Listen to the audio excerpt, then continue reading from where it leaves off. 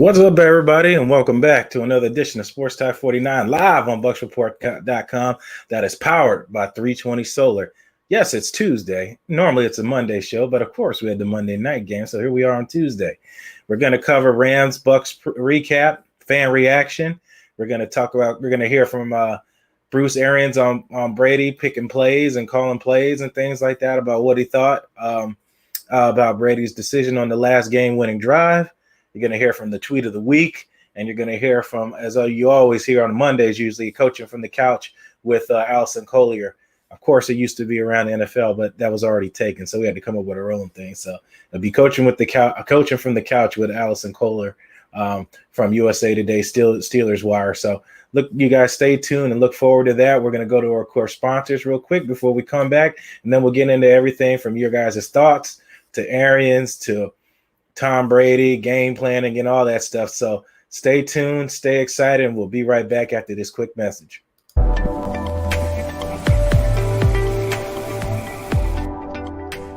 Power bill through the roof? At 320 Solar, that power bill will be no more. In fact, about 90% of our customers report lower solar payments than with electricity. That's more power in your pocket. 320 Solar. Power up.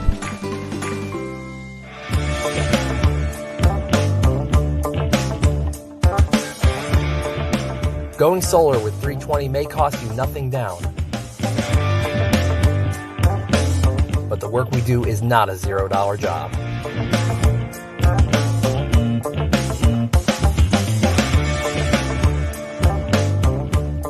With a 10-year roof penetration warranty and solar panels guaranteed for 25 years, you can have peace of mind knowing we will do the job right every time without question.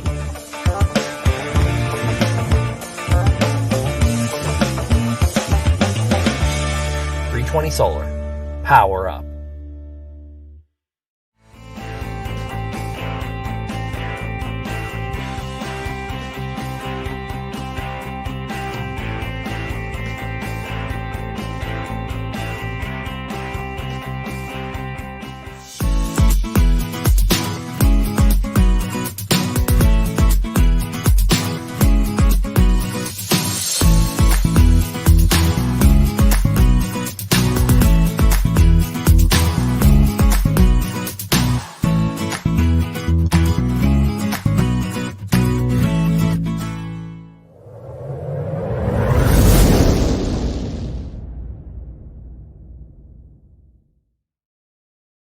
Cause I let it slide.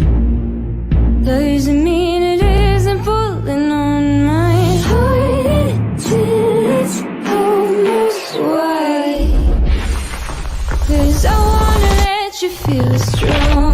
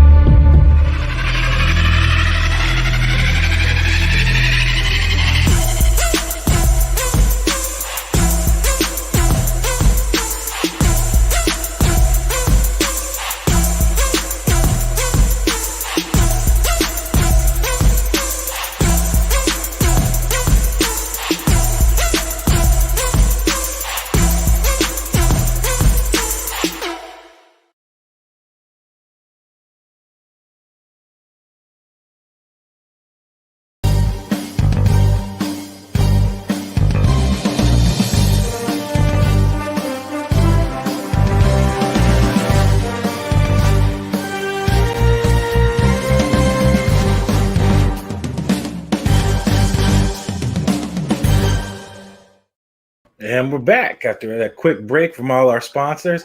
Make sure to check out all the sponsors here right here on BucksReport.com, because this show is brought to you and powered by 320 Solar. Go to 320solar.com. Do not pay anything out of pocket till 2022. Just mention Bucks Report. Also, make sure to check out Fast Track Cannabis Clinics of America, nation's largest medical marijuana doctor near you, with over 2,500 state licensed doctors in all 32 states. Medical marijuana is legal. My Cannabis Card effectively links new patients with the closest state licensed medical marijuana doctors near them, while also saving up to just 30% on evaluation costs. Just mention Sports Talk 49 and Bucks Report. Finally, say goodbye to your electric bill. Go to pay nothing out of pocket till 2022 at 320 Solar and put the power back into your pocket. eWire Solutions, smart home electrical. Go to ewiresolutions.com or call 813-667-2003 for all those needs. You can reach out to me if you need more information on home solutions. Also, Daniela Style and Studios. Go to Lady Barber Daniela at Booksy, BOOKSY.com, and book your appointment today. Last but definitely not least, where we do all of our live game remote shows at the Deck Bar and Grill at Isla del Sol. Check out the pre, half, and post-game editions of the Sports with Peter Blake and the Sports Web out there at the Deck Bar and Grill. Now, with all of that being said, let's get to you guys before we start rolling. O-line needs to give Brady more time, says Chris. Israel M. Bell, go Bucks. Yeah, I believe Bucks will make the playoffs. Christopher Cole, we got to keep believing in our team and trust the process. Let's go Bucks. Misador, the key stat this year by far is 59. This offensive game plan will not work against KC. O-line got to do better. 59, what? Yeah.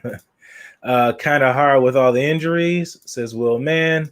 Cedric Barnes, we're losing to teams with great defensive line. That seems to be the common denominator.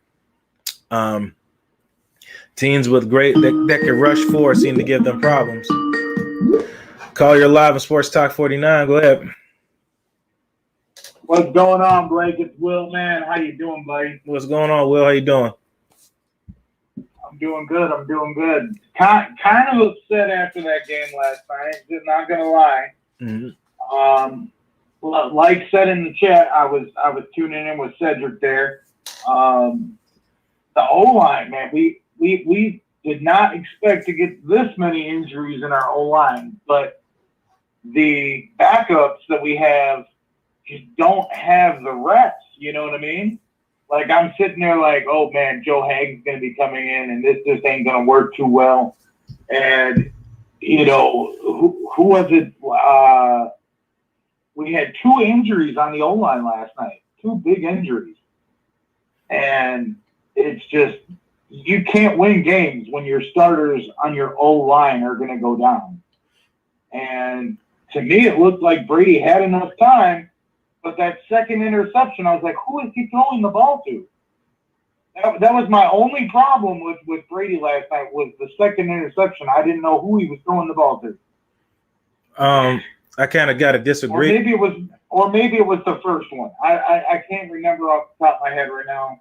I was like, who is he throwing to? I'm gonna bring those. Nobody there. I got that broken down, and we'll talk about that later. But I want to kind of disagree with you on one part. You said we can't win without offensive line. The Buccaneers can't win. We've done it against teams. Have done it against us all year. Teams were missing their O-lines with COVID, and then you kind of contradict yourself. You said, "Well, he had time to throw. I just didn't know who he was throwing it to." So you can deliver the ball and get passes out without your starting offensive lineman. Every team in the league does it. Everybody's going through COVID just like everybody else. I agree. But our run game wasn't being productive with having the backup thing, is what I meant. Well, no, I get you. Cool. You're playing a different kind of team too. One team that's really stout against the run as well. And Michael Brockers was a problem for the Bucs offensive line the entire night, which he has been all season, along with Aaron Donald. So and then here's the other thing: when people were talking about play calling and all that stuff like that, the plays were there. I said the plays weren't executed properly. You had all these drop passes to the backs when Tom was able to get the ball out to him. You had drops by the wideouts. You had stuff going off people's fingertips. Tom Brady making poor reads, forcing the ball when he shouldn't, when he has pressure in his face. That's not the play calling, man. That's a lot on Tom Brady's poor decision making. The same exact thing people were roasting Jameis Winston about. You got to either take the sack or live to fight another down. You can't turn the ball over. And you turn the ball over in two critical times in the game. You can blame the play calling all you want. At the end of the day, it's the quarterback's job to execute. Isn't that why Tom Brady was brought in here to execute plays properly? Wasn't Tom Brady in here to not turn the ball over and give the team chances to win later in the game? We can't blame kicking anymore. The kicker's making all his kicks in close games. So you cannot find a way to just blame Byron Leftwich for everything. You blamed Jameis Winston for the same exact things. Now, granted, I'm not comparing Tom Brady to Winston at all. I'm just saying you got to be consistent with your message here. I said at the end of the day, it's the quarterback's responsibility. The ball's in his hand at the beginning of the play, and it's usually at his hands at the end of the play. Well, he's responsible for it, to getting it to somebody if he doesn't hand it off. So that's why Tom Brady was brought in here, to not create turnovers off of mental errors, and those two throws were mental errors. Yeah, they were. They really were. And, I'll say it once. If I said it once, I said it 1,000 times. I think I was one of the biggest guys that was like, dude, I don't know why we're bringing Brady in here. I ain't going to say all that. I just said he had a bad game. But I'm not saying that Brady was the reason we lost. There was many reasons why we lost. Mm-hmm. But you can't bring in one guy like a Tom Brady, whatever he has done or hasn't done, and expect things to be better overnight. You can't do that. You can't expect change overnight. It's a gradual process. So Bucs fans, just as much as you want to point fingers, because that's what us Bucs fans do. We want results. You can't just sit there and point the finger at a player or point a finger at a coach. There are so many new faces on this team, and you can't just expect, Tom Brady and the new guys to gel with the guys that have already been here just like that on offense. The defense, that's a different story. Our defense has been together. They were all the same. One new face with Antoine Winfield Jr. Correct. That's a different story. Mm-hmm. But the defense has already gelled. But the offense, there's so many moving parts that are new. You got Gronk. Now you got AB. This was his third game back. Right. And you just can't do that. And that's all I really wanted to say is you as much as we want to point fingers and blame a quarterback or blame the running back or blame a coach, I'm guilty of it too, because I was just like, dude, why the heck did we get Brady? Mm-hmm. And it's not, you can't blame Brady for this one because it's not just his fault. One, you had the O-line that is really banged up. You got so many moving parts you got Wirfs they're new. You got Gronk. You got AB along with everybody else that's new. And then Fournette, you just can't expect all them moving pieces to just gel overnight. There was no preseason. We've talked about this till we were blue in the face. It's going to take time. Are we going to make the playoffs? Absolutely. I don't know if we're going to win the division. I'd like to see us win the division. I hope we do. But I know we're definitely going to make the playoffs, and we're definitely going to make a run deep into the postseason. So there you have it. Will says they're making it. Appreciate you calling in, Will. All right, man. Take care, buddy. You too. Will, man, everybody. I just want to get to your comments. I knew somebody was going to come up with that when they said running the ball. I think it was you, Misador. But you have to think of it. You're a smart guy. I know everybody says, "Oh, run the ball." Like, if it's a third down, usually you run the ball to try to give yourself manageable third downs. If it's a situation where you lose yards on the first play that you run, or the second play call, the second down that you run the ball and you don't get the yards. Another call. Hold on. What happened? Call back. I don't know what just happened there. I'll reload that back up. Caller, call back. Whoever that was. I think it was Johnny Dean, if I'm not mistaken. Or I'll put the link down there, Johnny, if you want to click on that, if that works for you. Either one. Yeah, I mean, they can run in the ball, but the Rams were pretty much, stuffing it from the very beginning. They were stuffing all the runs from the get-go, man. They was all over the run. They knew we were going to try to run the ball with Ronald Jones, and they executed. There it is. Call, you're live on Sports Talk 49. This is Johnny Dean. Yeah. What's up, man? What's going on, brother? How you doing? Oh, man, the world's coming apart. The sky's falling. Everybody's dying. Yeah, you see, every time there's a loss, everything's bad, and everybody got to get fired. I'm like, that's why I don't even bother, getting into those conversations sometimes, because teams you're going to lose some games. It's going to happen. They're not going to go 16-0.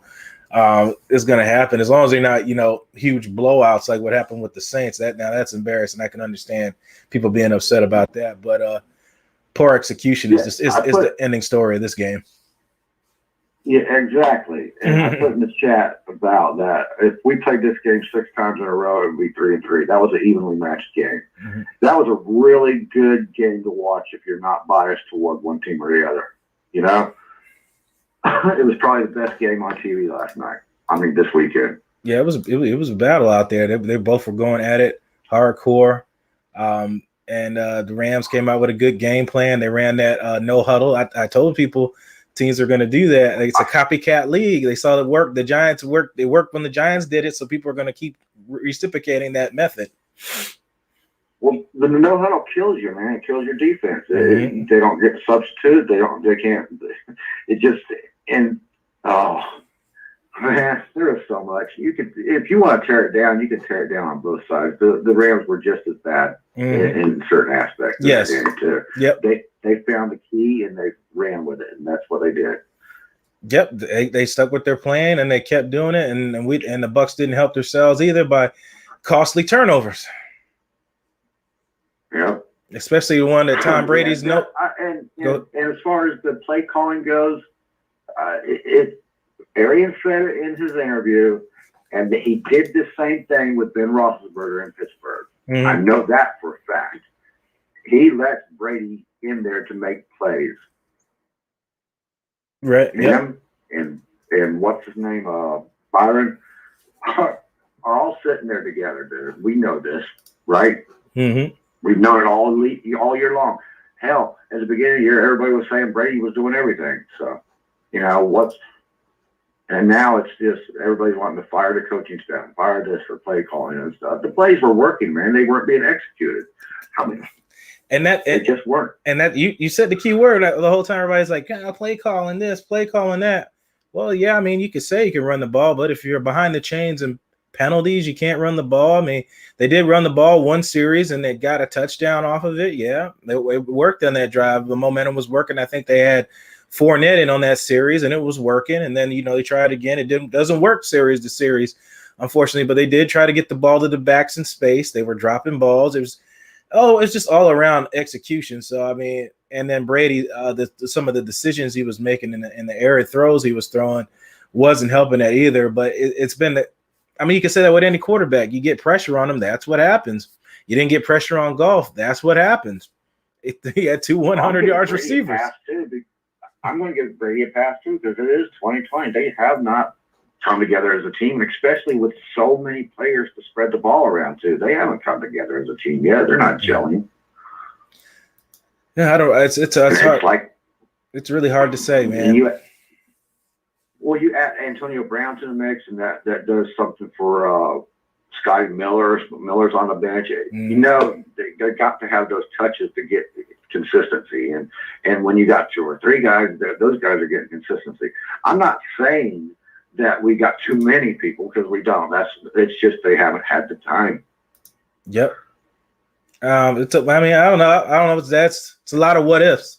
Because when they're playing really good, nobody's saying these things. So, but when they lose, these are all the excuses.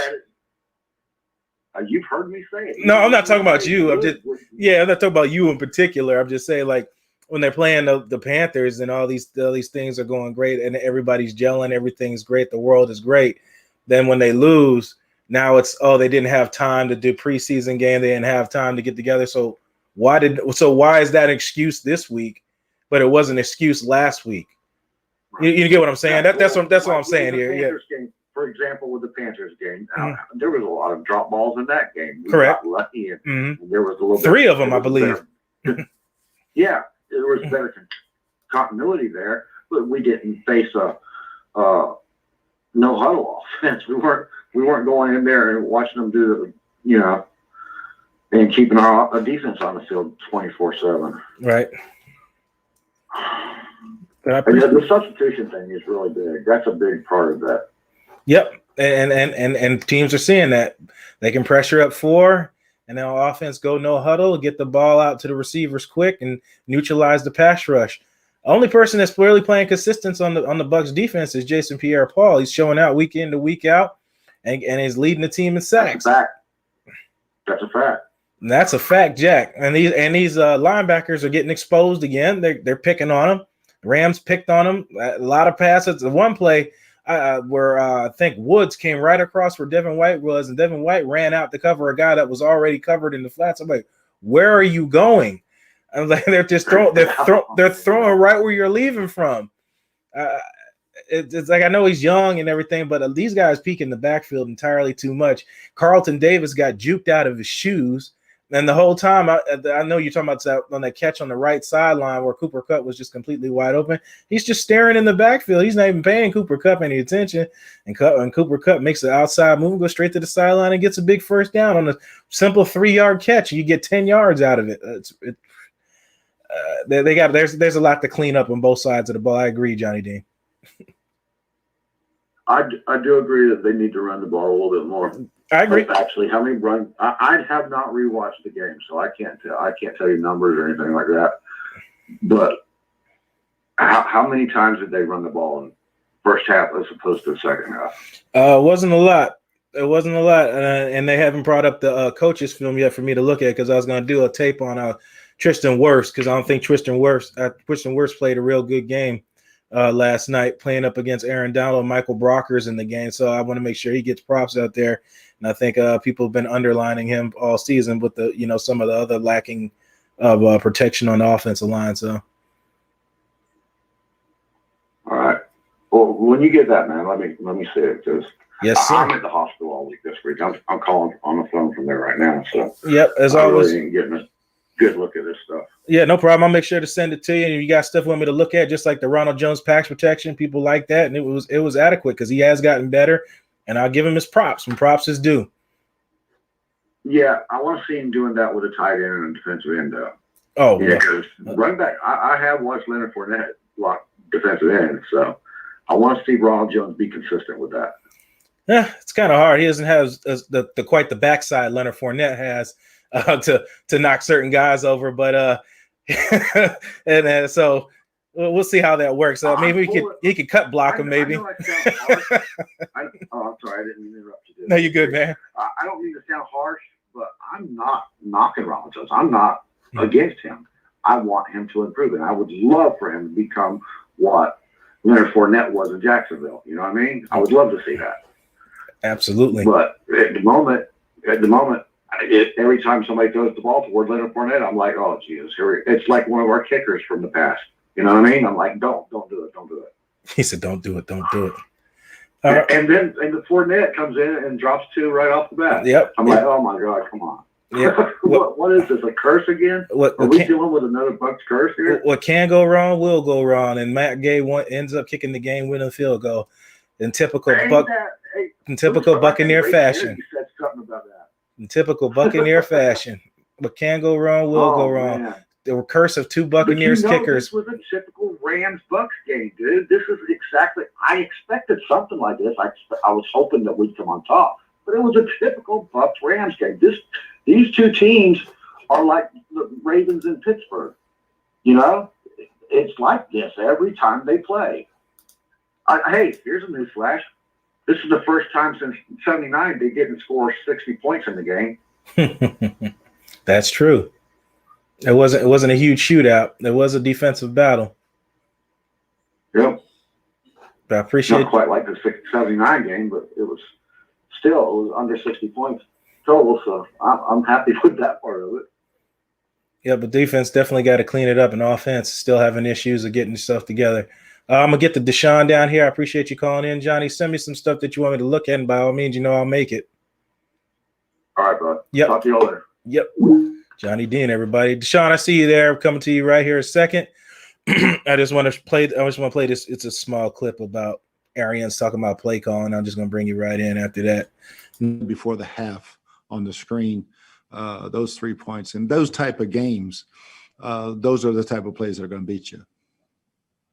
And in general, I mean, there are times that Tom has looked good, and then times that he just looks uncomfortable. I mean, is it possible that the greatest quarterback of all time, because of what he's dealing with, could have a confidence problem that, I mean, I know you let Ben call his own plays. Would you consider that? I mean, just what do you think's going on with Tom? Yeah, we have Tom calling a lot of his own. We're picking his own on the sidelines, from the game plan. So I don't think it's a confidence problem whatsoever. It's just still it's not lack of trust. It's just lack of continuity within the offense of the whole picture. Okay, thanks. Mm-hmm. All right, we'll go to Greg Allman. There you have it. Deshaun, what's going on, brother? Hey, what's up, guys? How are we doing today, Blake? Good. What's going on? Hey. I know you got a lot to say about this disappointing L. The Bucs take on Monday night at the foot. I wouldn't say at the hands, the feet of Matt Gay, Bucs' former 5th-round draft pick. Well, listen, I mean, like you said, it would just be a Buccaneer situation to have an ex-player, kind of finalize the game for us. That is common, but I want to follow up. I had a couple of takes on it, so I just want to follow up first. Look, Johnny, I'm looking at our runs. We had 17 runs, 17 attempted rushes. That's it. So that's enough said. You get Rojo had 10 and Leonard Fournette had 7. And, I'm with Johnny Dean from the perspective of hey, when I see Rojo get a pass or a pass is going to him, I'm questionable too. But at the same time, I am more confident in Leonard Fournette, and I know he did have the drops. But from a Brady perspective, I'll just stay on offense. Running game, we still got to run the ball more. That game, even though we had 17 rushes, it really didn't fit where that game was at. I saw several times. I'm sure you guys noticed it too. We were able to get Leonard Fournette kind of pounding in there a little bit. Those fronts are fronts that he's able to deal with. And Rojo's showing he's continuing to grow. I just don't know that Rojo gives you that feeling of that premier back feeling. He can have spurts, but we go 192 and then we go 24. So is that a victim of value at that point? Maybe the defense was basically just dictating what was going to be given to the offense, and whether it was like BA said, the play calling or what have you. Clearly on offense, there is some continuity issues. But here's my biggest take, and you guys chime in the chat rooms and you let me know as well, Blake. I just got one more thing to go on defense after that, but let me know where you're at with this. Listen to this. Tom Brady, when we say Father Time, we talk about having an older quarterback.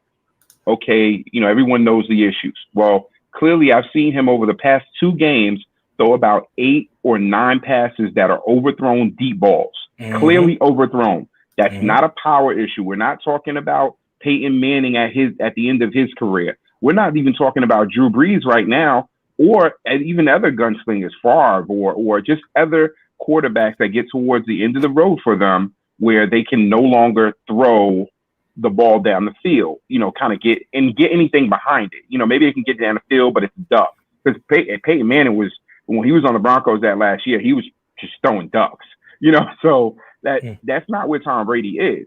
But he has a lot of stuff in his head, and maybe Father Time is attacking him upstairs, because the decision making that we're seeing, yes, it puts us in the mind of Jameis, but that's not what we know him for. But as I look at him, I'm like, is he having brain fog? Is he having brain fog right now? Because listen, we're not worried about Father Time taking away Brady's legs. Nope. He's not out here running around. We're not waiting for Father Time to take away Brady's legs. But guess what? If it's not happening to the body, it might be happening to the mind. Might be happening upstairs for Tom Brady. I see a little bit of indecisiveness.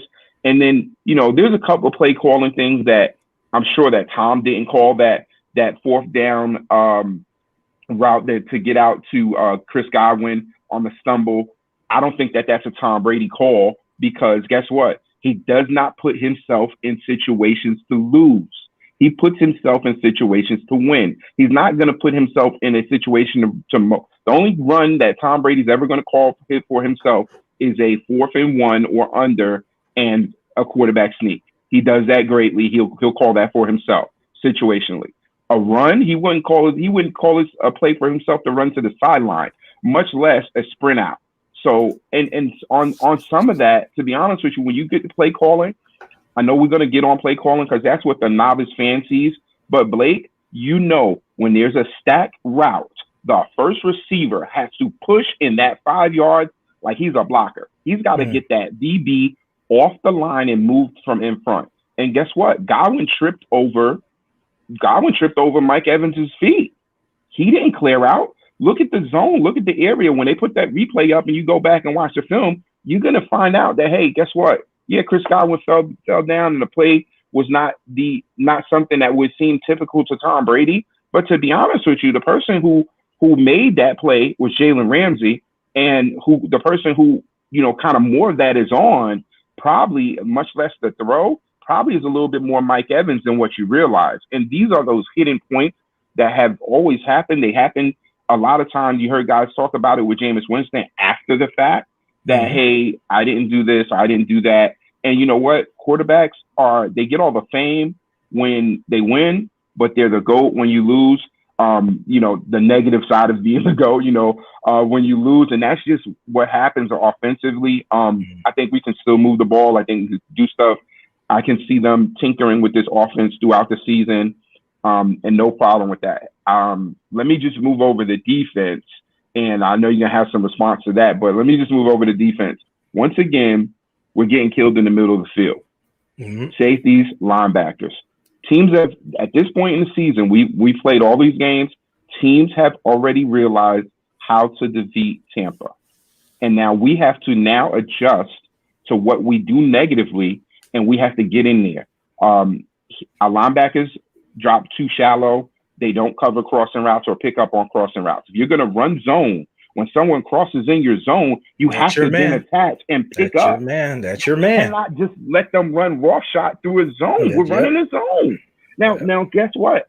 I'm with anyone else that wants to comment and say, hey, I prefer not for us to run zone. I want us to man up. I think we're designed to be a man up blitz team. We need to man up and play coverage. That's what we're built for. And now, and then here's the casualties that we suffer right now, and we've been suffering them for the past 2 weeks, if not 3. And I continue to say this. I'm gonna stay on this until someone else sees it. Listen, these defensive interior linemen that we're putting in, and we're looking for pass rush out of them, they're not gonna get there. They are true defensive linemen. They're rush bodies. If you're looking for sacks out of William Golston, ain't happening. If you're looking for sacks out of William Golston, ain't happening. It ain't happening. It ain't happened since he's been here. Now, granted, he's getting a lot more coverage right now as far as the promotion of what he does do great. And I'm going to give him all the accolades for that. And over the time of his whole tenure here so far, I had discounted him sometimes. We looked at we were talking about this in the summertime before the season started, and we were like, hey, we can cut some money on our salary cap with him right there because we couldn't see the value for him. But listen, at this point, we got William Golston, we got Ndamukong Suh, and we got Nacho in there, and then we're trying to rush the passer. And when they catch us in that and they go quick counts, other teams are going to see that. And guess what? It's nothing for the Falcons to come right to the line and call the next play. They're built like that. They're built for that. So now when you tell me, hey, it's now out there, and I mean, announcers are calling it out, but anybody that knows football already knows if those linebackers are not barking when you start going quick counts and you start rushing to the line and calling plays, If they're not barking and the safeties are not barking, someone's going to be out of line and out of whack. And what did they do? We've watched the video here on Bucks Report a number of times. You showed us when they get in bunch formations, that's so we got natural rubs and natural times that defenders are not going to be able to play press man. Correct. And they're going to either have to go over the top of coverage or go under. Or go under. Like in basketball, it'll be like hedging a pick and things of that nature. They're going to force those situations to happen by getting you in tight. What they're trying to do is to negate your speed. That lets you know you have a speed advantage on them because they're trying to negate it.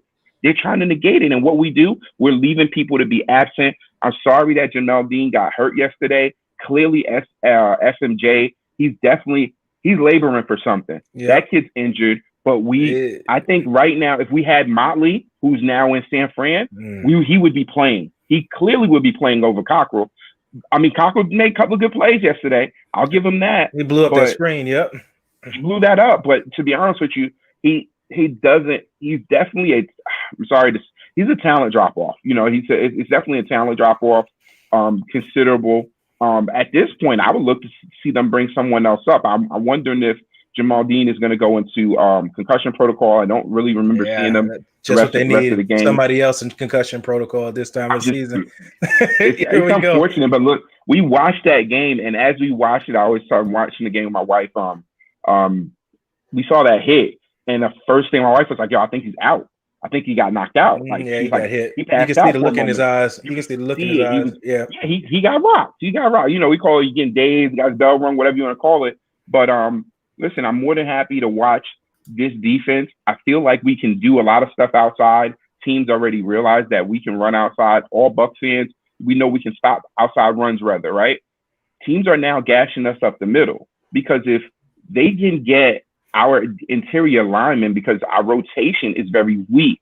Look at where's our depth when we start talking about the only thing that we can do right now, and Johnny Dean and Misador and everybody else in the chat, let me know what you think about rotating JPP into the inside a little bit more and just excluding some of the Will Golston, Nacho, and by chunking him down and putting a Quentin Bell or someone that's an actual rush in outside. I would even love to see Anderson a little more inside. He's not gotten there this year like that. I think I maybe saw him with one or two quarterback hits. But I can tell you that what I have noticed with him is he's put a lot of pressure on quarterbacks.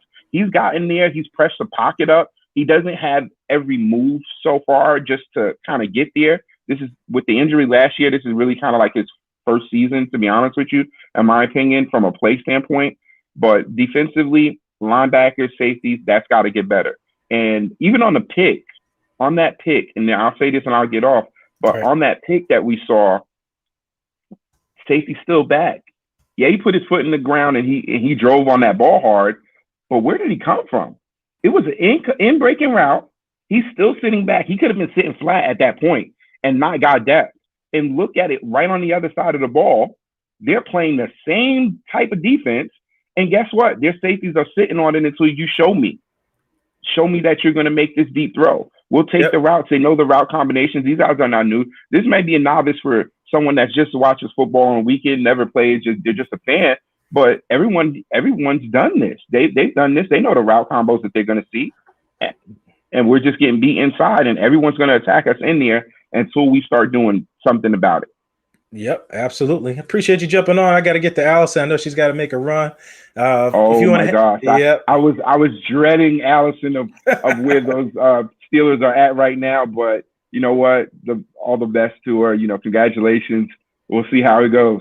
Yep. You can stay in the lobby if you want, Deshaun. Jump back on because I'm sure we'll talk more Bucks. Allison's gonna jump on here. She's got an announcement to make. She was at the Bucks. I mean, not the Bucks, the Steelers Jags games, and not the Bucks. Oh, Jesus. Okay. Yeah. So she's gonna tell us about her experience out there and everything. And I said, no problem. I'm gonna listen and I'm gonna jump back in here shortly with you. All right. Cool. Appreciate it. There it is, Deshaun, always giving great 411.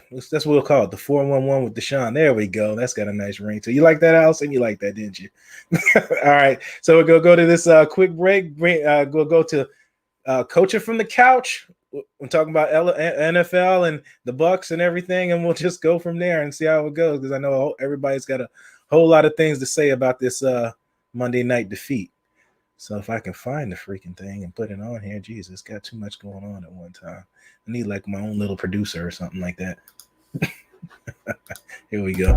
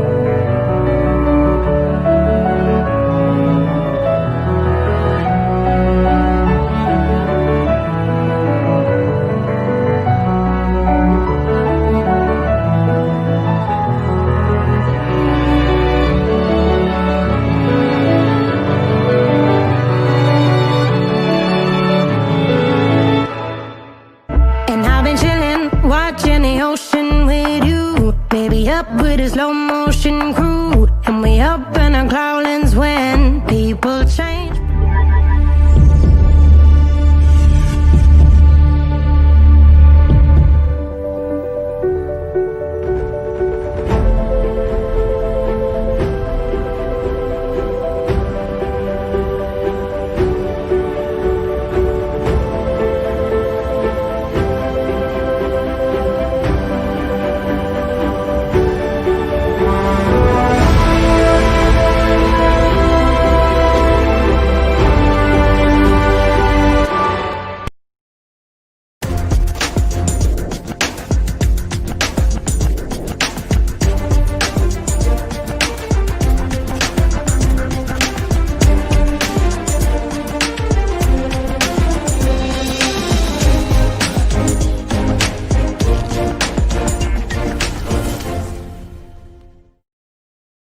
And we're back. Hope you're hydrated and you're here to sit on the couch. Why are we sitting on the couch? Because we're coaching from the couch, but none other than Allison Koehler, USA Today Steelers Wire. What's going on, House? Man, I feel like I should be like coaching now after that new intro that you put together. You know, yeah, that's what we're doing. We're coaching from the couch. What they call it, Monday morning quarterback and all that stuff. Exactly. There we go. I like that angle better. Okay. Hi. Hi. So why don't you tell us about how your Sunday was? Yeah, it was fantastical.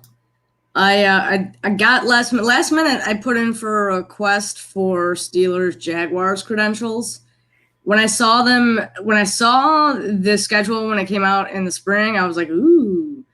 And it was before I started working for Steelers Wire, and I was talking to Phil, and I was like, yo, dude, we should go to Jacksonville and go to the game. And then COVID happened, and then I was already working for Steelers Wire, and I figured, well, I'm not even going to try and ask because it was at that point that nobody was allowed at the games. Right. Including media. So I kind of put it out of my mind. And then a couple weeks before the game actually happened, I was like, hey, maybe I should just, because, they're starting to allow fans, there are media at the game.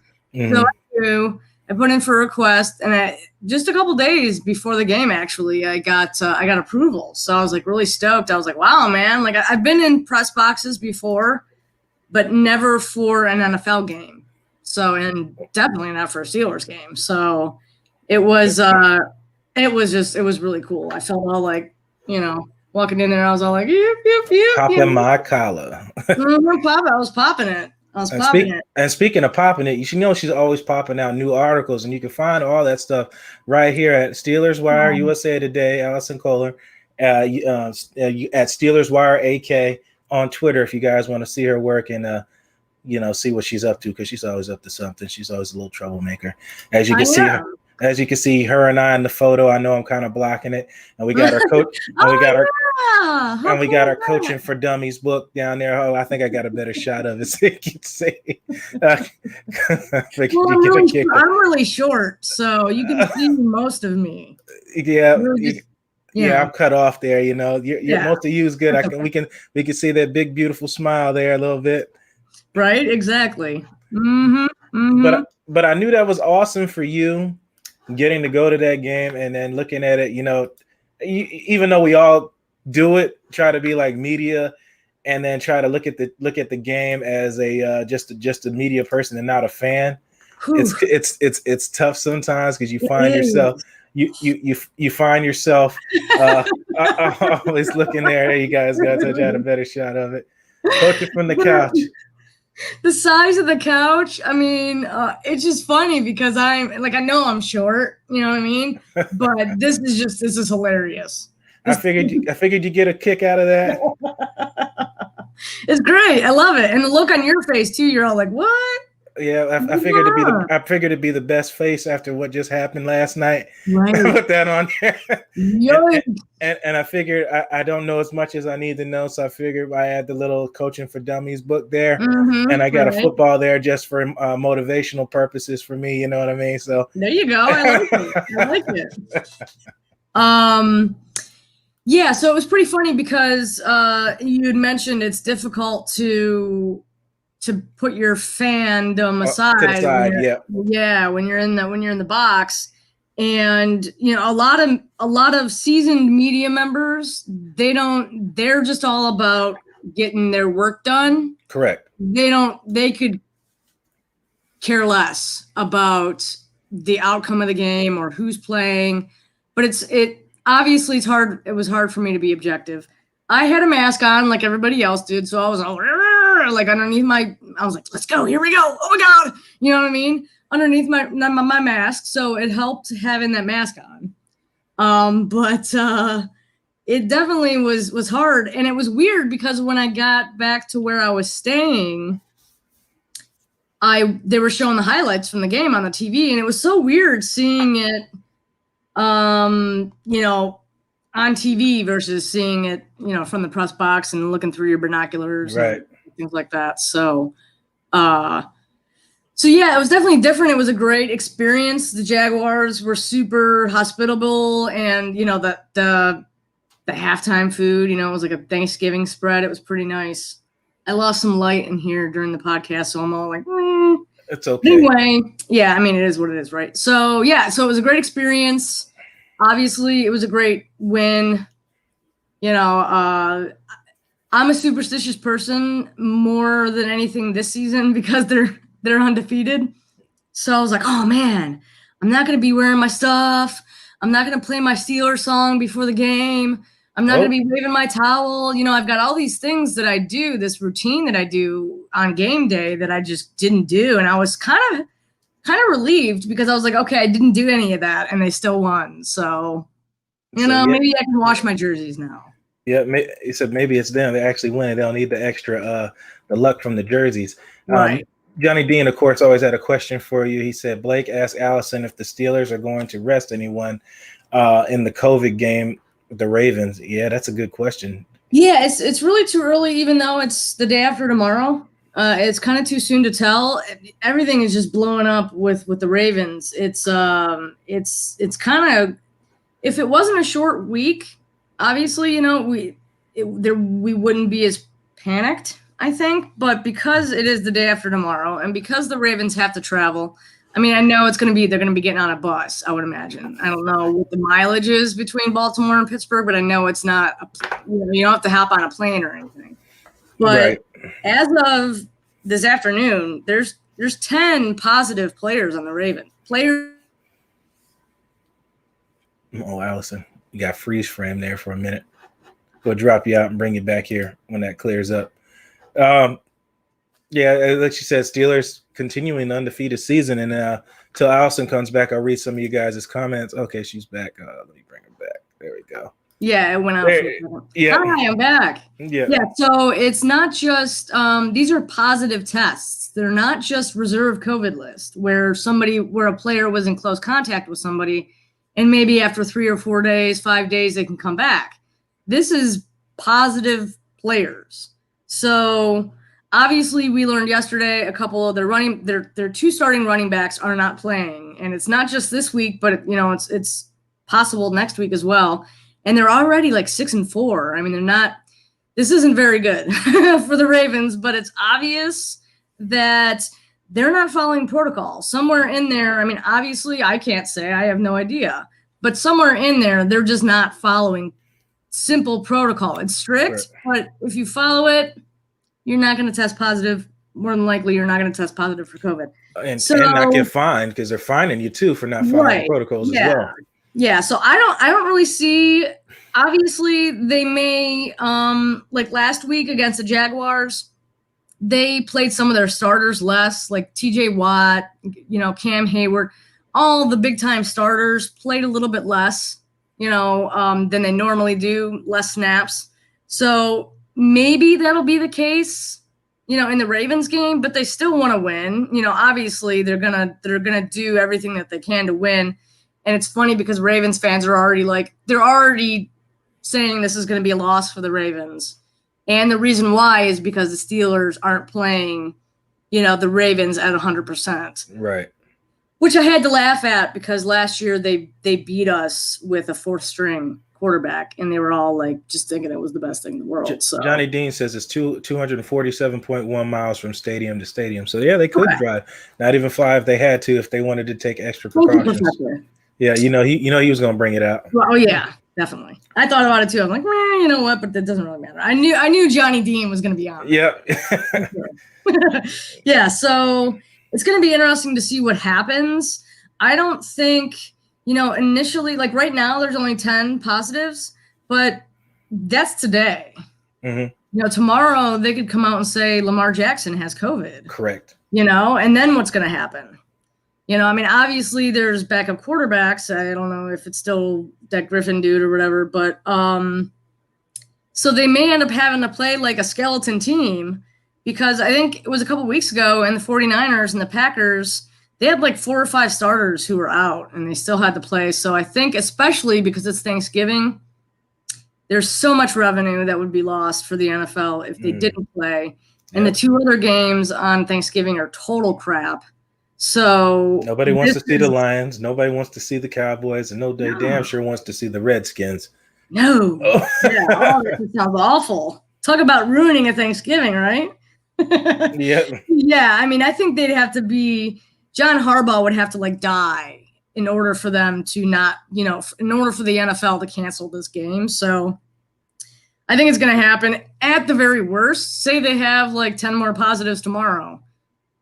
Push it to Sunday. That would suck for the NFL, but at least they have a little bit of leeway there, to at least still be able to get the game in this week and not have to extend the season. But there's still there's still 6 more games left. And this is only right. I'm so glad I'm not Roger Goodell right now, because he's got to be pulling out whatever hair he has left. And that's the part of all this. It's just it's uncharted territory. Mm-hmm. There really is no game plan for this. I'm sure they'll be ready. I'm talking about the world, not just NFL. If anything like this happens in the future, they'll be better prepared for things like this, especially with the league and sports and stuff like that, because it totally caught everybody by surprise. Mm-hmm. Mm-hmm. Yeah, and they kept saying how they had that they were going to be prepared for this or scenarios like this. And so far, they've gotten lucky because they have had bye weeks. Yep. I think bye weeks end. I think this week is the last week of bye weeks. Bucks have it right. Well, you said this, after this week. Yeah, you said it right. After this week, is the last. So, I mean, even then, it's like, ooh, it's going to be interesting to see, because week in and week out, you just never know what's going to happen and how many players are going to be affected. And, all I know is that they don't want to extend the season if they don't have to. So the NFL is just going to do what they got to do, even though they say, oh, we care so much about player safety, and, but they really, when it comes down to it, it's all about the money for the NFL. So. I don't really it's a business at the end of the day. I know everybody likes to think about for the love of the game and all that stuff, but really that's why it's at the end of the day, it's a business, man. Like, these people you have to see two sides of it. And my aspect, I think of it as a player a lot of the time, and try not to, I don't think it's the business side, but you do have to remember that it is a business. Like, these guys are putting their bodies on the line. They want to be compensated for it, because if they can't play, their season could end at any given play in a game. It could be over with. And the same thing with the teams. It's a business decision. If you're not getting residual kickback from the guy that you're spending money on, then there's no point to keep him on the team any longer and things like that. So it's crazy. And then you got TV contracts, ratings, fans in the stands, just so many different variables and then moving parts. It's just a ongoing business. And now the league's talking about expanding, going overseas. I'm sure that's put on hold for now, especially with whole COVID. For God's sakes, the Raptors are playing. I don't know if you know, the Raptors will be playing not far from you. They'll be playing at Amalie Arena, which is fine for me, because that means I get to see the Hornets when they come play Toronto. I'm a Charlotte Hornets fan, so it's good for me. So I have to go to Orlando now to go see them, but it should be interesting. So even the COVID's affecting different sports, and teams playing not where they're supposed to be in other states now. It's so crazy now with this whole COVID thing. It's a headache. Like, I can't even imagine being in any of the 32 organizations, not to mention college. I mean, obviously college is affected, and right now we're just talking about this season, but you just gosh, you know what I mean? Like, 2020 is almost over. And they're going to have to start talking about the combine and the draft. And, obviously, internally, they've already started discussions and making plans and things like that. But it's like, woo, that's all I can really say. I don't even know. Combine is going to be really interesting, especially with all these guys in close quarters, media, all these guys, interviews. That's all that's about is one-on-ones with people and talking to them. I'm sure they could probably do something virtually with that, but that just seems like a big hot mess with all those guys. There's just too many people there. They try to do all that virtually. I mean, I guess you can do it almost like a Zoom. I guess you can. Same thing. You had the players all in one-on-one, like where if you've been to the combine, they all sit at the desk, and I guess you have everybody on the screen asking questions if they want to ask questions. I don't know, but that's going to be definitely different for sure. If you're talking about combine aspects. Right. Yeah. Because there's a lot of it for scouts. A lot of it is with the interviews is about body language. So, I mean, obviously you're still seeing the person on camera, but it's really only in whatever. It's neither here nor there, but yeah, I mean, body language is obviously a lot harder to read on the camera. Yeah, exactly. So it's going to be interesting to see, what they do and everything just to kind of keep football going, I mean, I know, again, it sounds so like, geez, you're really caring about football right now, but obviously, it's it's a livelihood for tons of people. And right now sports is for a lot of people, what's keeping us sane. You know what I mean? Like, what's keeping us from just, people missing jobs, losing their jobs, closing businesses. Right. Sports, it's a getaway in the mind for whatever that moment is, whether it's basketball, football, whatever it is. It just helps you escape. That some people don't have other things that they get into. Sports is something that they like to get the release from, and to me, sports has helped me in my entire life, and that's why I enjoy it today. It's something I like to do, and it get away from all the other things in the world. Yep. For just a little while, it's a nice escape, that's for sure. But I'm gonna let you. I'm gonna run. I'm gonna let you get back to the Bucks. Very exciting. Not really. Not today. I'm bummed for you guys because I really did want it to be, and it's all still possible, Still possible. I really wanted it to be Steelers-Bucs Super Bowl. That would be crazy. The stories they will tell. Exactly. All right, Allison, I know you got to go. I don't know if you want to plug yourself in again, tell everybody where they can find your work and everything.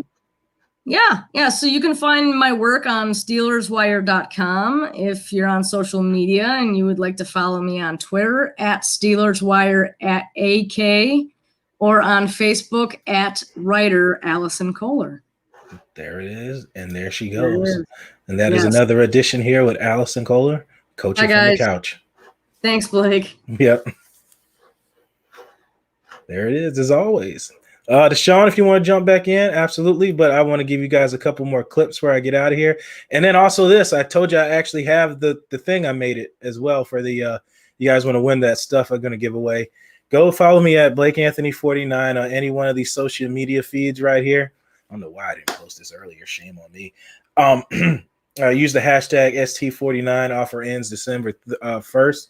If you're not subscribed or follow on any of these, if you follow all 4 of them, that means that you'll get 4 entries to win. If you're already on some of those, you get credit for whatever you added. And it's just a give it away. I'll do a random drawing and give those away, and then I'll get your info and mail it out to you. As you know, I got those, and I'd rather give them away to somebody who actually wants them and would like to use them instead of getting rid of them. So you know what I mean? Help me help you. If you're just tuning in, it's Sports Talk 49 live on BucsReport.com. The show is powered by none other than 320 Solar. Go to 320solar.com.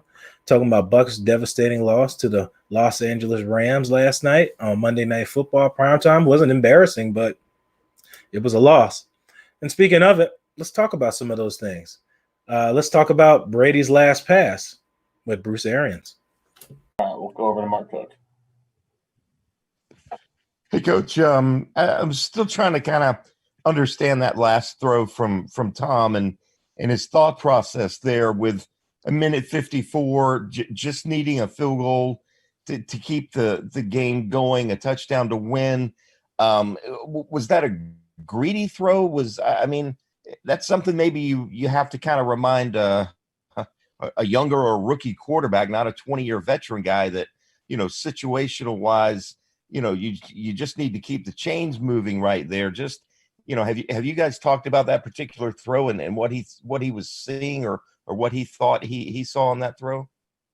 Yeah, we talked about it. Is that more of a statement or a question? I mean, you answered the thing already, so I don't know what to say. Yeah, I guess what just was wondering, since we're not going to get a chance to talk to him, just wondering what his thought process or what he thought he saw on that. Yeah, it's best to talk to him about it, I guess. Okay. I couldn't have said that better myself. You got to ask him what he thought. I mean, he can say what he think he thought, but and I'll tell you what I think I thought on those passes right here.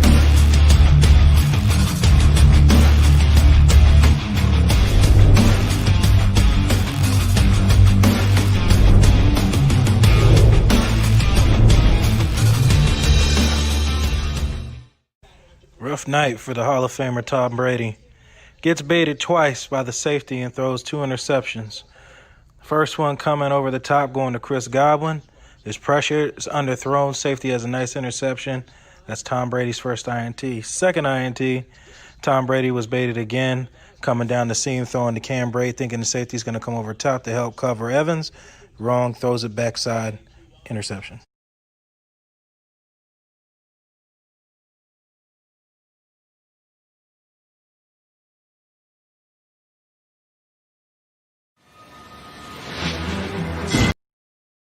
Just a quick clip. Let's get Deshaun on here. Just wanted to break that in there real quick. Welcome back, Deshaun. Hey, what's up, guys?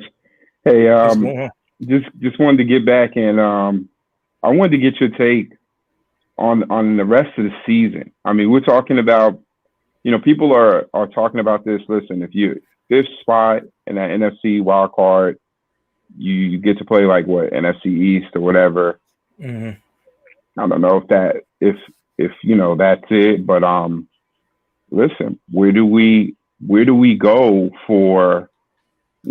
from here? We look at the rest of the game. So you got the Chiefs, you got the Vikings, You got Falcons twice. You got the Lions. Our teams at this point in the season, we are who we are. You know, can our safety play be better? Can we tighten back down? Does Todd Bowles commit to being like? I just don't feel the defense is the same. We're the same defense from a fundamental gap standpoint in the middle, but I definitely feel like we miss what Vita brings. So what Vita brings is the ability to push the middle of the pocket right into the center. And if you're not sure what that looks like, look at Shipley last night getting pushed or being behind Tom Brady. Even when Tom Brady gets the ball off, he's literally, you're like, what is he doing back here? Like, if you weren't watching him on the play and most people just following the ball, you know, you're like, what is he doing? Because I know the offensive line coach is like, yo, he's getting blown up, you know? And even when we had to make substitutes and we bring in Wells, you saw 99 head up over Wells immediately.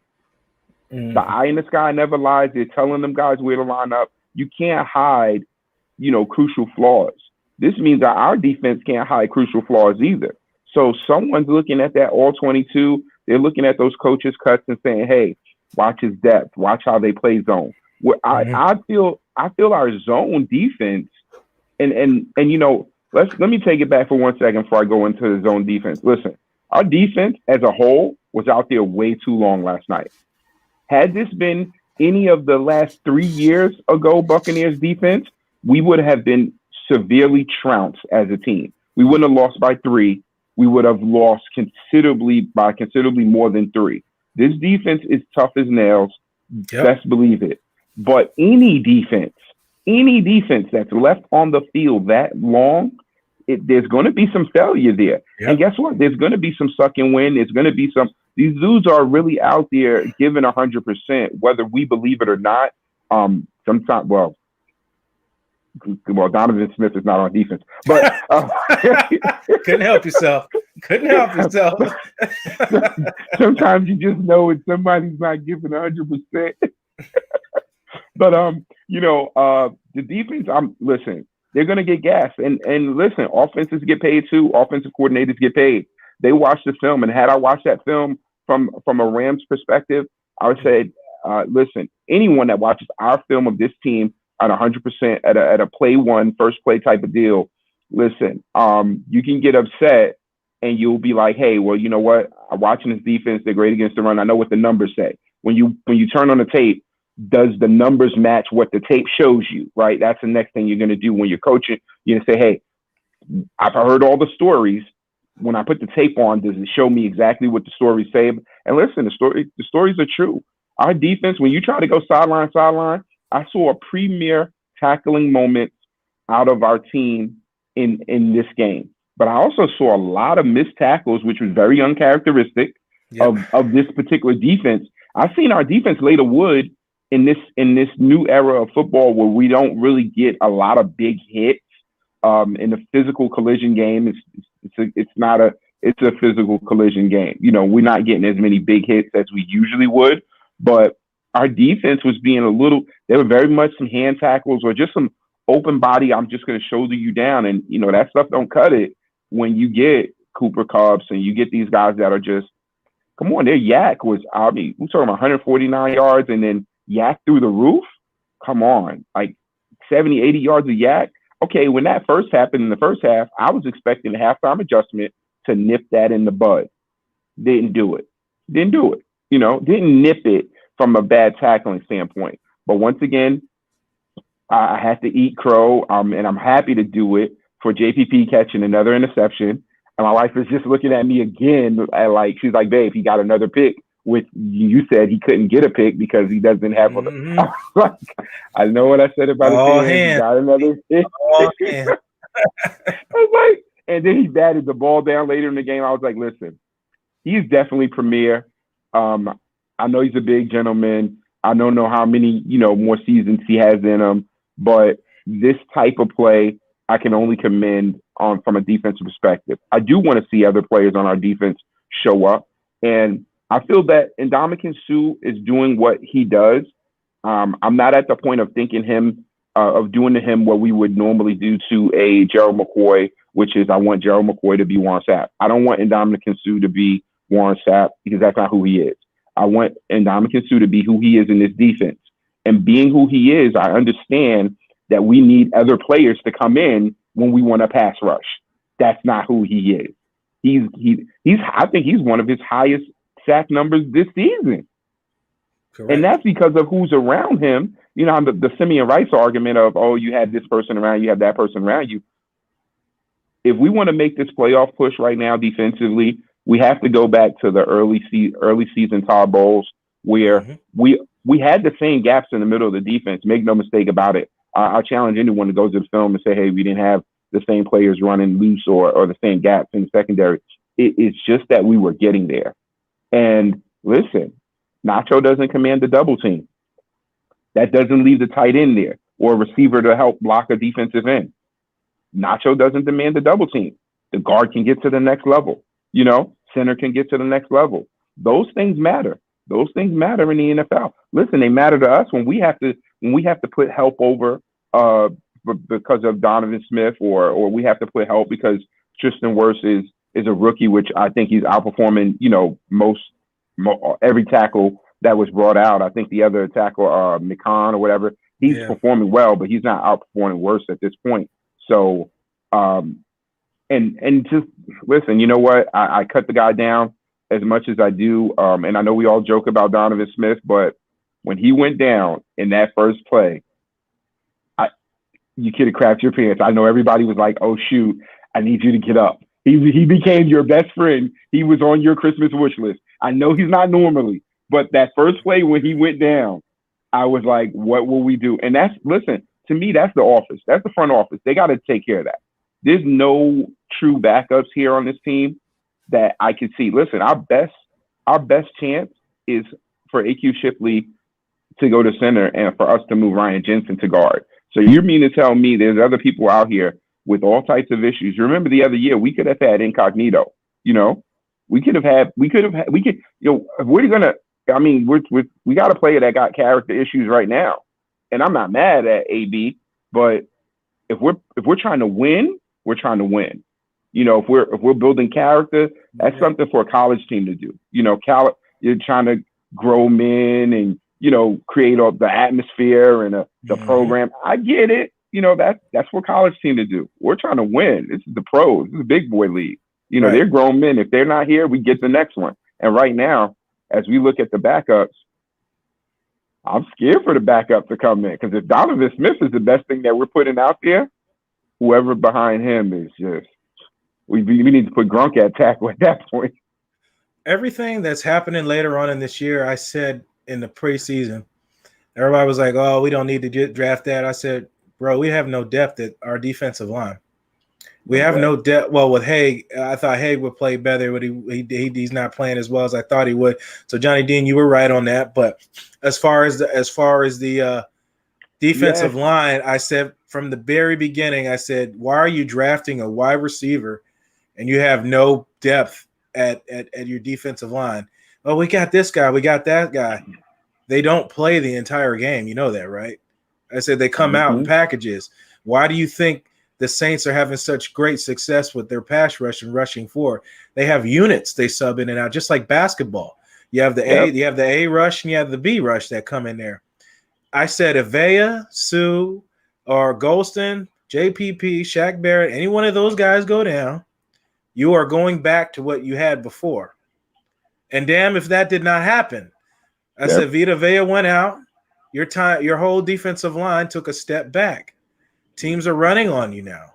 You don't have the pass rush. People wanted to say Shaq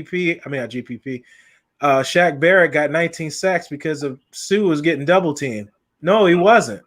I put a video out because of that. I said it was Vea was the difference maker.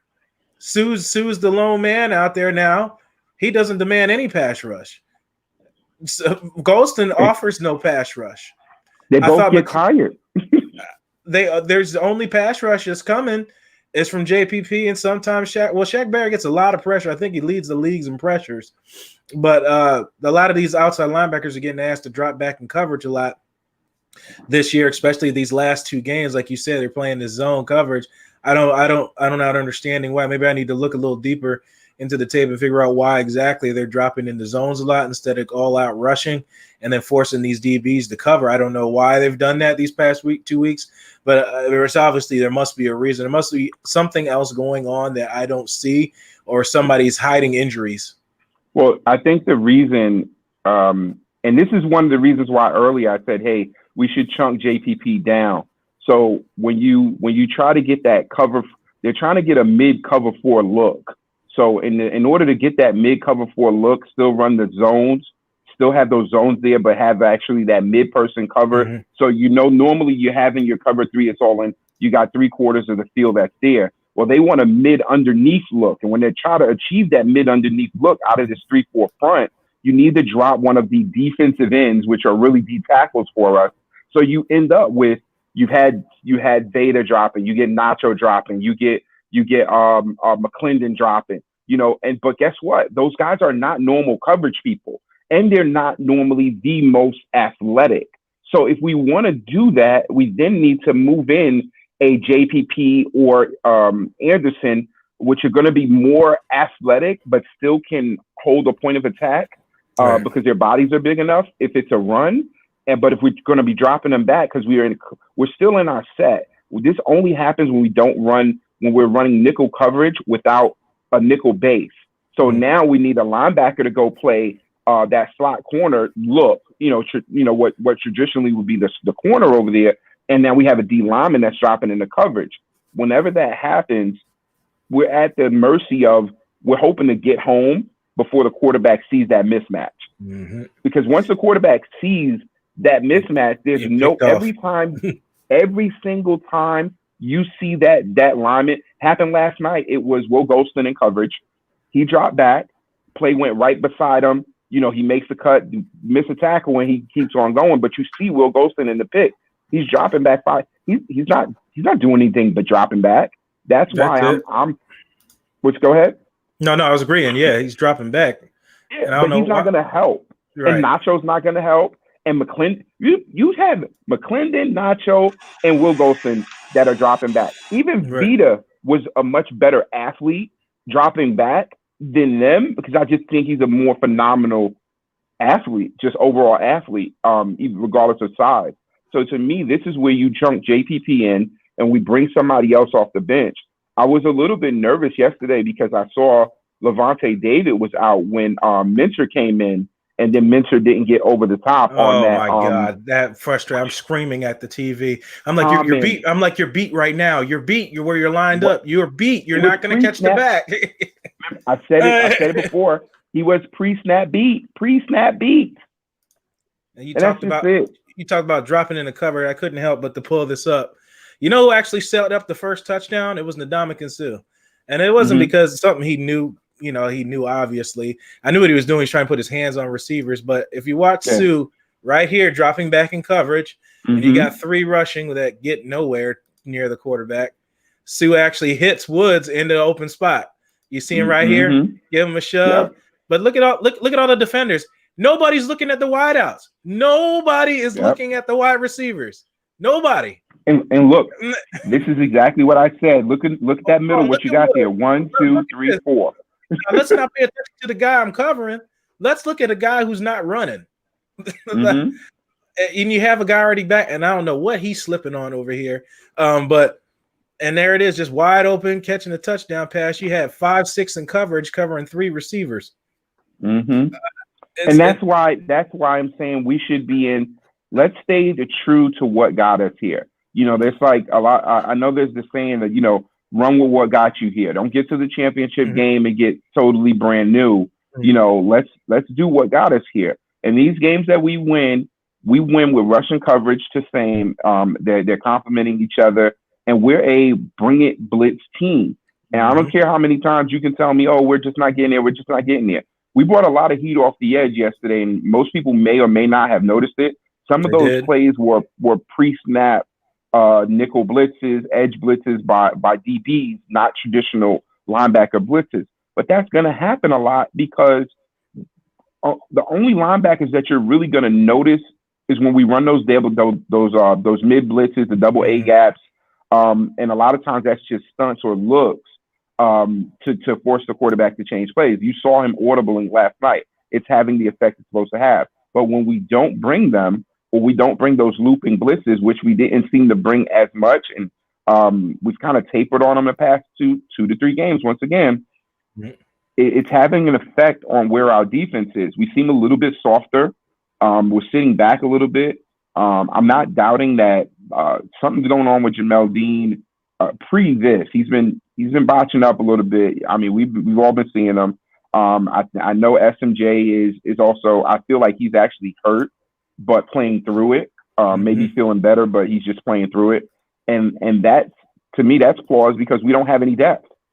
And I'm remiss that if Dean goes down, we see Murphy Bunting move back to the outside. And then what's the depth there? Maybe do we still have Mozzie on the team? He was promising last year. Just who's there? It ain't Ryan Smith, I'll tell you that. Oh, God. All I can think about is the Julio Jones play when he was asked to start. That's forever enlarged in my brain. Here's that play you were talking about here with Minter. I had to pull it up.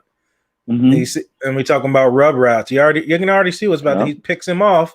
You're beat already, even without the pick.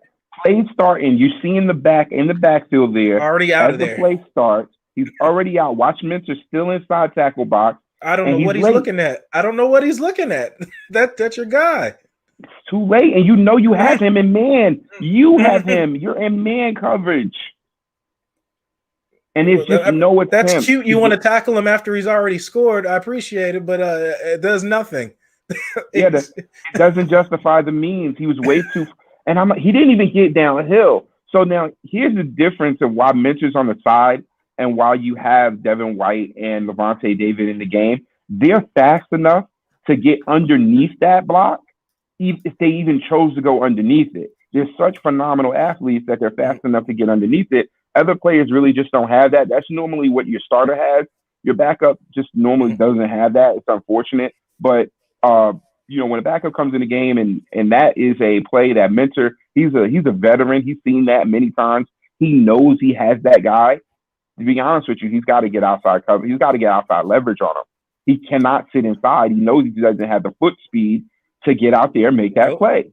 Nope. I don't know why he set himself up for failure the entire play. You allowed the pick to get in your way, and even if without the pick, I don't think you get there. You were beat from the jump. The back had a step on you. Once he moved, once that back moved, he was pre-snap beat. It was. This is the only place to go with the ball because I have absolute advantage here. We've already won the battle. He's got 2 steps outside of him before you made the first move, and then it wasn't like the pick. The pick didn't obstruct his running, his lane, his path. Right. The pick still obstructed his path. So you needed to start moving when he started moving, since you knew you had him in man. I just didn't understand that, but it is a reason why he's not the starter. And I know he's a veteran, but I expect better from a veteran for that reason, because he has come in and played quality snaps. So he's made tons of plays. That's why I expect. So you don't feel bad in situations where you watch a team and whoever's god awful right now. I'm kind of just focused on the Bucs at this point, but someone the Jets, for example, there's not much that I expect from them. I expect certain things like, oh, they didn't make it. Okay, whatever. But when we have the players, I expect more from you. And it's the reason why I think a lot of questions. Let me ask you this, Blake. What was your take on why LaShawn McCoy, when we're dropping passes and clearly, to me, this is Tom Brady looking for, I think he was having the brain fog. We will watch this and see if that continues. But when you have a brain fog, what do you do in a situation where you're either nervous, you're rushed? You like to go to your safety blanket. You want to be like Linus from Charlie Brown. You want to go to the back, or you want to go to the tight end. And we know he's he's been throwing to the tight ends all game. They're where he feels comfortable at, throwing the tight ends. Blake, Cameron Brate, I was like, oh, Cameron Brate sighting. We're getting a lot of touches today. No problem. I'll take it. He's spreading the ball around. But to be honest with you, I think it's more than just spreading the ball around. I feel confident in you, because we had a series there where he came out and it was okay, it's AB's time to shine. You know, so I'm like, well, okay. Averaging 8 yards a catch since he's got here. His play has not dropped off. He's still the same. Listen, I'm waiting for his Madden ratings to go up, you know, but that's another thing. But I'm going to tell you this: the announcers say it, all the pundits are saying it as well, and this is where Matt Ryan, who we're going to face later on this season, has it right. Listen, there's points where you go to Julio because he's Julio. And I understand that we're spreading the ball around, but last night, out of all this time since Jalen Ramsey's been in the league, this was the best I've seen Mike Evans play against a Jalen Ramsey, even just Jalen Ramsey himself, but just that quality of corner. Because, you know, I know he argues with Lattimore. I think Lattimore must tell him something about his wife or something like that, because he'd be out of his. It's not the same. There. Yeah, he's not there with him, but better corners. Well, he gave Lattimore a lot of help in those games. I don't know if you saw. I put up every passing play to see what the coverage was. They bracketed him all game. It wasn't like what Ramsey did. Ramsey was in zero coverage. He had no help on Evans. He had no help, and Evans won that matchup like you're supposed to do when you're a premier. But Lattimore he was consistently winning those matchups. He's winning. I mean, I was like, listen, that was some of the best route running from Mike Evans that I've seen. Because he tends to, you know, he can tend to shorthand you a little bit on routes. But the route running, this little hop juke that never fools anybody. I don't know why he does that. You're 6'5". Nobody ain't scared of you going that way, you know. But I will say, listen, there's been a couple of times I've seen Mike Evans, you know, with his Roddy White impersonation about just going down. So yesterday when I saw him fight for that, I was like, oh, we were A&M Mike Evans, where you go get it. I mean, because, you know, when Johnny had Mike Evans, he was all after the catch. You know, he was getting stuff that it wasn't just high point balls and, you know, come down and go down. So I was kind of happy to see that. And that just to me showed just a different energy. And I think that has to do with there's not enough of this ball to go around. So when my opportunity comes, I got to take advantage of it. Correct. You know, that's the way it is. And you brought up a good point that I was thinking about somebody put in the group as well as nobody's talked about. And it brings me to my tweet of the week.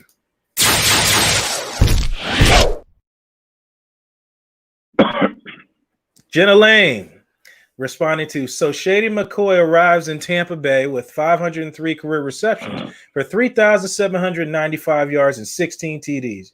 Yet, he hasn't ever been targeted since the Green Bay game on October 18th.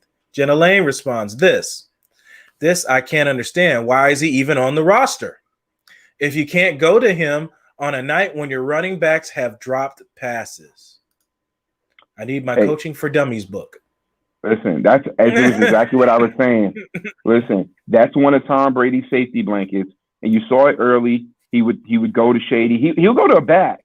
Now, granted, he's using that because he's diagnosed it. He's seen all these deep. You're not showing him anything that he hasn't seen. There's no new coverages. There's no zone blitzes that he's seen it all. And guess what? Some of them, you may have a player that's better in a position and you may get an advantage. No problem. He's had bad tackles too before. This is not new to him. But what he understands and what Jameis lacked to understand and what we knew about Tom Brady coming in here was, dude, he can be a check down king when necessary. But he needs I think this is the reason why we get a Leonard Fournette and a McCoy in here, because they're two sides of a different coin, but they're both receivers out of the backfield. And Rojo is just not that. So we're just in our committee. We need two pass catchers in there. I think that's why we got it. But when I see the catches aren't happening and it's not going, guess what? If we're going to go full spread, which is an advantage for us, give him weapons and checkdowns. And I think Tom Brady will pick you apart. He didn't have that. Everything can't be vertical. Everything can't be. And listen, Shady has shown you already this season, in common Shady fashion, you know, get me the ball. I don't expect it. It's the check down, the 3rd and 18, and I don't really, and you go get 13. Well, 13. 3rd and 18. I didn't think you was gonna get 13 yards, 14, 15. And he's pushing it. And dude, at this point, he's fresh. He hasn't been playing. I haven't seen a sighting of him right now. And it's like they're not even looking at. He's not. You know, when you look at the sideline and the camera pans on the sideline and you see someone standing next to the coach, you know that, hey, they're in rotation. Right. Shady's in the back with his helmet off. Yep, chilling. As Misador says, I thought Vaughn could be a receiving back. What happened? I think it's just too much depth, man. Too many guys are on there, and nobody's hurt right now, so he's going to kind of fall down the pecking order with that too. In politics, I mean, again, it goes, and that brings up, you talking about running back, from something I said earlier about your defense. When I said defensive line has no quality depth behind any of the starters, and you spend a pick on Tyler Johnson, you spend a pick on Keyshawn Vaughn for what? I said those guys aren't even playing. Those guys. Wait. And we pick up Calais as well in the seventh round. I mean, was there anybody there? Because my feeling is, okay, was there someone in the seventh that you weren't going to find? So, when teams are where we're at, you have a Vita Vea. You're never going to find Vita Vea, right, in the seventh. What you may find is Vita Vea's size, right? You may get the run version of Vita without the pass rush. No, you don't have both. You don't get both, right? You find a Grady Jarrett there, right? Where's the research to find? Like, we don't ever find the Grady Jarretts. That's my now Tyler Johnson, he may be great. Dude, that receiver room is full. They have Hall of Famers in that receiver room. Full. When is he even gonna touch it? Hall of Famers, and then you got Scotty's gonna be somebody's weapon just because of flat out speed, just hands down. And I think that Tyler Johnson has shown enough. But the fact of, you can look at our rotation, Watson, second year, third year, just not even getting any playing time. Yeah, everybody forgot about Justin Watson. He's not even playing. Dude, not even playing. Dude, I've seen him make more tackles on special teams this year than I feel like he's been in the last 4 games, because he's not playing. Now, granted, I understand they got to contribute. And when you get such a high quality level in your receiving, I would say when you start, once again, top 3 receivers overall in the league, maybe not statistically, but just from a skill set, 2, we got Godwin, AB, Mike Evans. Who comes off the bench for us is just hands down, they could be great. And we're looking at these sets, and I'm looking at us as a set. If we're not going to run the ball in that 12 personnel, are you noticing the box load up on us? Mm-hmm. I see 9 in the box when we go 12. Mm-hmm. And and the only thing we tend to throw out of that is we've been throwing corners, we've been throwing Texas routes, and we'll commonly throw that post route. Texas route, for anybody that doesn't know it, just look it up. I'll have time to explain right now. But those are the routes that we tend to throw to our tight ends. And I'm like, okay, if we can sit on that route, certain coverages kind of defeat those routes. Because if a corner is sitting back there, it's very easy for a safety to release the tight end. There's a small gap. And Tom Brady's fitting into that gap pretty well, but it doesn't happen every time, right? And, I mean, we only got certain practice weeks. The sets are so different. It's going to take a lot of time and repetition to get key for so many different players coming in, and everyone runs routes differently. Their timing is off. And that is, it is great to have a plethora of receivers. You don't need to get rid of somebody for someone else to play well. It is just traditionally hard, and I really just truly feel it's really hard for players to come in. Like AB comes in, he's running at a certain pace. These back shoulders, which Tom Brady is throwing very well, to be honest with you, some of those comebacks to the back shoulders are just balls that you got to have so much confidence that your receiver's not going to hang you out to dry. That's good football. But what that's also saying is, if they're sitting on top of my route and I can't do anything to get off of it, that my quarterback's throwing it back shoulder, they're playing soft enough that they're giving you something. You still got to drive your route down to get them to activate on it. And every receiver just doesn't have that. They have routes that they run. Everyone's scouting us the same way, guys. I just feel like for fans, you just got to look at our team as if you weren't a fan for a moment. And if you just look at our game, watch the replay as if you weren't a fan, you'll be like, well, I know this guy runs these routes, right?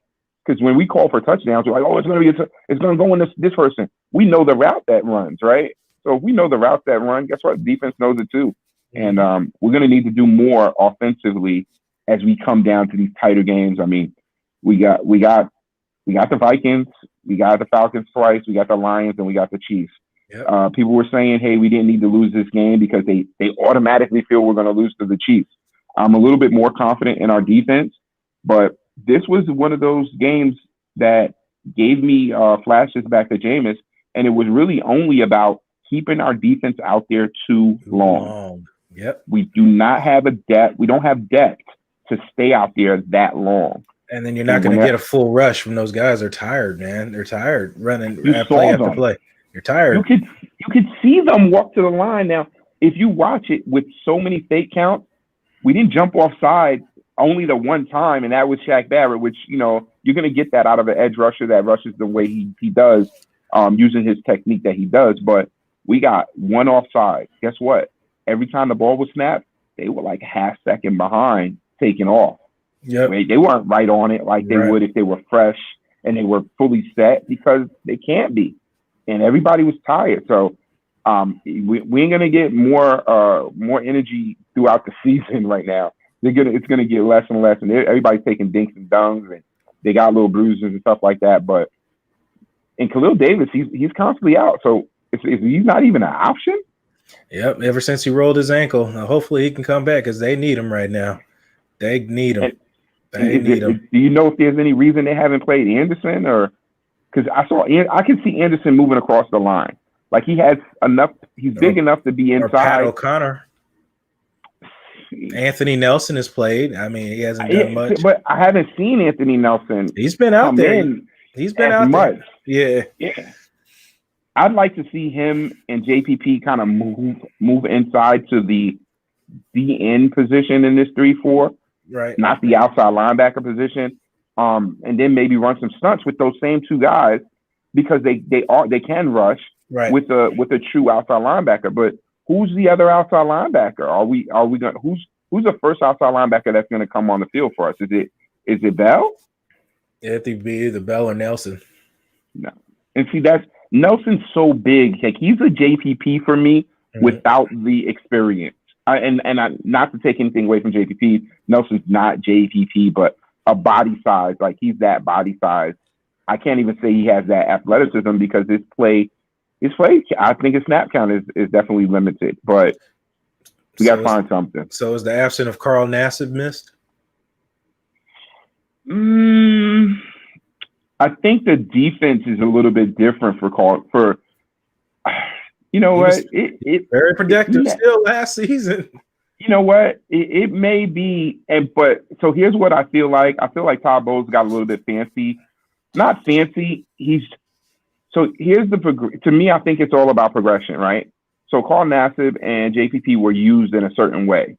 And they were just regular outside rush ends, more of a Pittsburgh Steelers style 3-4 defense.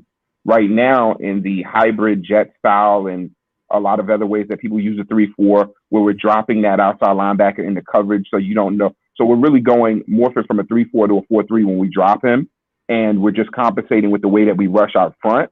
Yes, Shaq Barrett's doing okay with that. He's not really having an issue with it, but we're compromised because our 4-down linemen are not getting any pressure. Nope. At those points. Now, what helped us was that Vita Vea caused a double team.